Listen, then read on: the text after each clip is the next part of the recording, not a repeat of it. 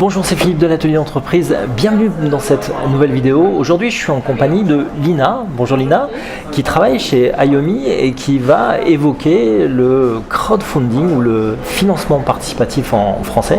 Alors, on a évoqué la recherche de financement dans le cadre de la création d'entreprise, qui était un sacerdoce pour trouver des financements lorsqu'on monte sa boîte. C'est pas simple, c'est vrai, mais aujourd'hui, il y a des solutions qui se dessinent sur le marché français et justement, on est là pour en parler. Peut-être que ça vous intéresse de trouver des financements et peut-être que Lina sera une interlocutrice dans la gestion de votre dossier. En tout cas, c'est tout le mal qu'on vous souhaite. Et on va donc commencer déjà par comprendre ce que c'est le crowdfunding. Donc si tu peux nous aiguiller sur le sujet, nous donner justement le retour de ton expérience. Ouais. Alors le crowdfunding en français, le financement participatif, par les particuliers, d'accord, est une alternative. Particulièrement uniquement. Oui. D'accord, ok. Est une alternative aux banques, aux fonds de VC, et c'est en fait un moyen de financement au même titre que l'autofinancement, le prêt. D'accord, donc un moyen de tout simplement de ramener de l'argent dans sa société. Et alors, je crois qu'il existe différentes formes en fait de financement participatif. Tu peux nous en dire un peu plus ? Alors, il existe différentes formes de financement participatif. Le premier, c'est le don. Sans contrepartie, d'accord. De manière très classique, la Sagrada Familia de Barcelone qui finance ses travaux par le don, Notre-Dame, comme on a vu, qui n'est pas très loin d'ici d'ailleurs. Pas très loin d'ici. D'accord. Ensuite, tu as un financement participatif via le don, mais en échange d'une contrepartie. Donc par exemple, tu as une marque de t-shirt, tu veux lancer sa production, mais tu n'as pas encore assez d'argent pour la lancer.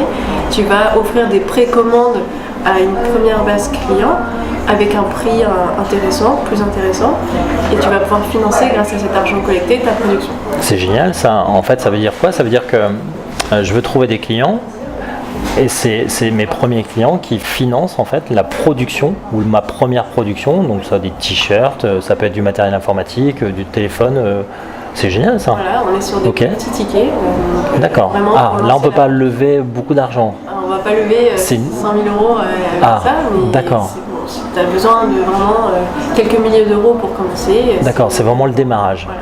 Ok, mais tous les créateurs ou des gens qui sont un peu dans la créativité, qui veulent s'essayer ou valider tout simplement le marché, c'est un moyen pour y parvenir. Ok, très bien. Et vous alors nous, chez Ayomi, on est sur des tickets plus importants. D'accord. On a vocation à se positionner sur un marché pour des levées de fonds entre 30 000 et 500 000 euros, là où il y a aujourd'hui très peu d'acteurs, alors que la majorité des sociétés lèvent aujourd'hui entre 30 000 et 500 000 euros.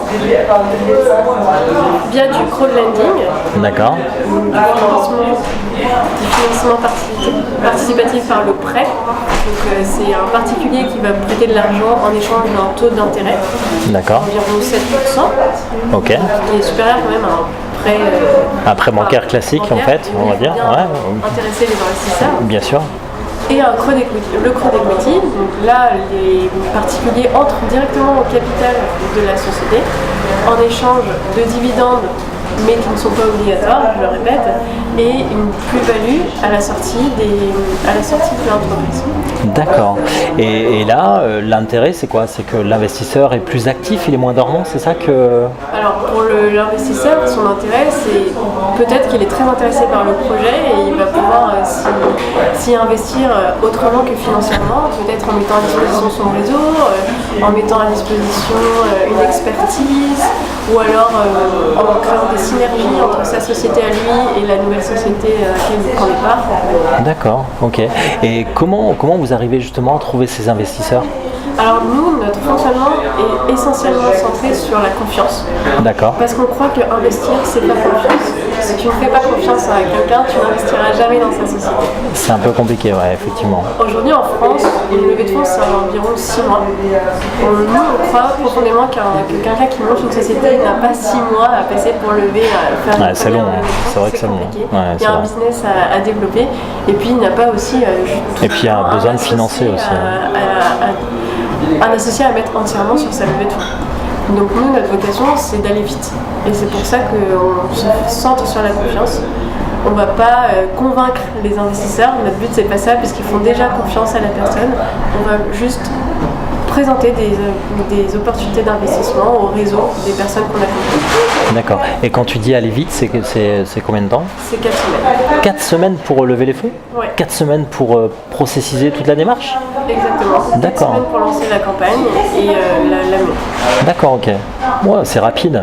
Bon, en même temps, je dis ça, mais je dois dire que si aujourd'hui on est avec Ayomi, c'est tout simplement que j'ai moi-même présenté un projet, hein, donc en equity, et il est vrai que le process, pour l'avoir testé, est très rapide.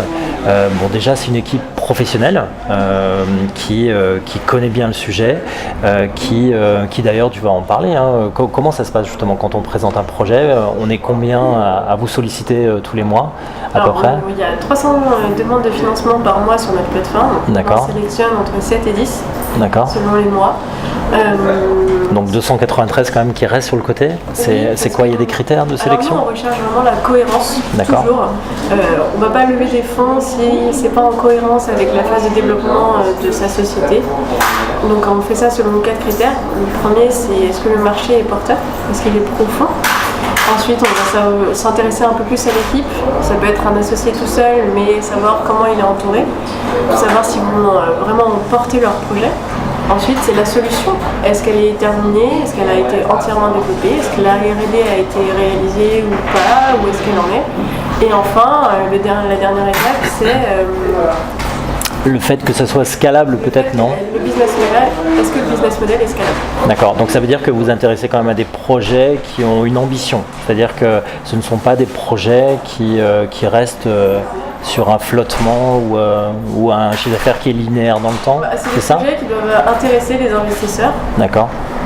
Donc potentiellement, ça veut dire que si j'investis au capital d'une entreprise, si je suis la logique, ça veut dire qu'à la sortie, je dois forcément faire une plus-value, c'est ça? Alors pas forcément, c'est le risque un peu de l'equity, le venture capital, c'est ça, c'est du capital risque. J'entre au capital d'une société, je ne sais pas quelle est la plus-value que je vais faire, je ne sais même pas si je vais en faire. Mais l'objectif, c'est d'en faire. Donc je veux me rassurer par le fait que l'entreprise justement a la capacité de pouvoir accélérer en mettant de l'argent au capital de son entreprise. D'accord. Donc vous l'avez compris, pour réussir tout simplement à pouvoir être entre guillemets sélectionné par le réseau Ayomi, c'est tout simplement de vous préparer. Et vous préparer, c'est donc connaître votre marché. Donc Lina en a parlé. Connaître son marché, c'est connaître son business model. C'est de valider tout simplement quels sont les concurrents, quels sont les clients potentiels, quelle est mon offre, est-ce que je suis capable de répondre aux besoins. Donc ça, c'est un point important. Donc vous savez que vous pouvez tout simplement travailler sur un business plan. Donc il y a une méthode qui existe chez nous. On vous la mettra d'ailleurs en dessous de cette vidéo si ça vous intéresse. Et puis deuxième aspect des choses quand même qui est important, c'est votre réseau, puisque vous travaillez essentiellement sur le réseau, c'est-à-dire que vous allez notamment accéder à la confiance des gens qui vous connaissent. Donc ça peut être des clients, ça peut être la famille, ça peut être des amis, des fournisseurs, exactement. Des personnes avec qui vous avez été à l'école il y a 10 ans. Qui à un moment donné vous ont connu de près ou de loin et qui voilà. Et donc alors nous, j'insiste sur ce côté réseau, c'est aussi mutualiser plusieurs réseaux. On a vu des projets se diffuser de manière exceptionnelle pour atteindre de gros tickets. Je connais une personne qui connaît telle personne, qui connaît telle personne. Donc ça, c'est des ambassadeurs en fait qui relaient l'information. D'accord. Et le réseau en fait grossit. D'accord. Qui donne plus de visibilité à votre projet derrière et plus de chances de réussir. D'accord. Et donc enfin en tout cas de mon expérience personnelle pour y être passé, lorsque l'accélération se fait, c'est surtout au démarrage que c'est important. C'est ça. Alors les premiers jours sont cruciaux dans nos campagnes.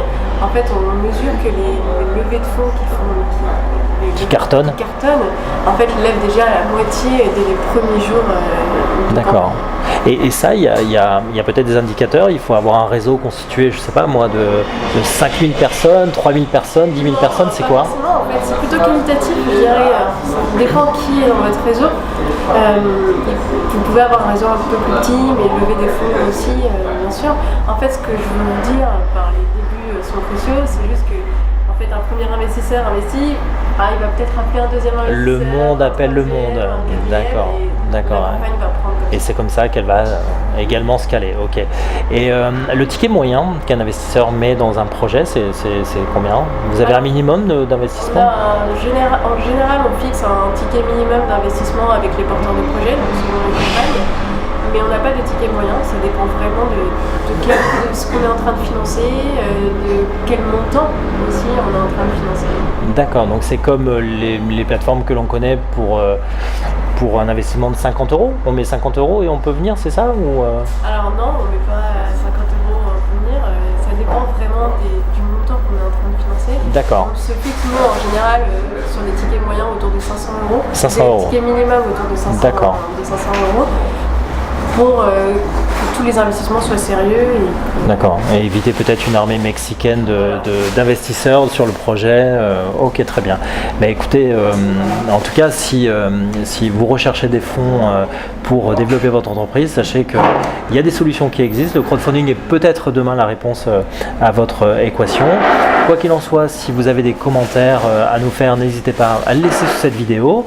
Moi, je vous retrouve très prochainement pour un nouveau sujet. Si vous souhaitez également savoir un peu plus sur Ayomi, vous pouvez aller sur le site internet de ayomi.fr, éventuellement poser des questions à Lina ou relayer tout simplement vos questions via l'atelier entreprise, c'est pas un souci. Quoi qu'il en soit, préparez-vous bien parce que vous l'avez vu quand même, il y a une sélection à l'entrée, ça se fait pas comme ça et c'est toujours pareil, c'est vrai chez le banquier, c'est vrai également sur ce type de plateforme. Il faut donc être préparé, savoir de quoi on parle et se donner donc un maximum de chances de pouvoir être retenu, sélectionné. Et à l'arrivée quand même, vous arrivez à financer combien de projets sur les 7 sélectionnés par mois? On lève 95%. Donc, à 95%. Donc vous avez vraiment cette capacité de pouvoir sélectionner. Une fois que vous avez sélectionné, c'est quasiment bon, quoi. Une fois qu'on sélectionne, on est capable de lever des fonds pour 95%. C'est génial, super. Bon, bah voilà, ça marche, donc il n'y a pas de raison que vous ne puissiez pas vous aussi en profiter. Voilà, merci pour votre écoute encore une fois et à très bientôt pour un nouveau sujet. Au revoir. À bientôt.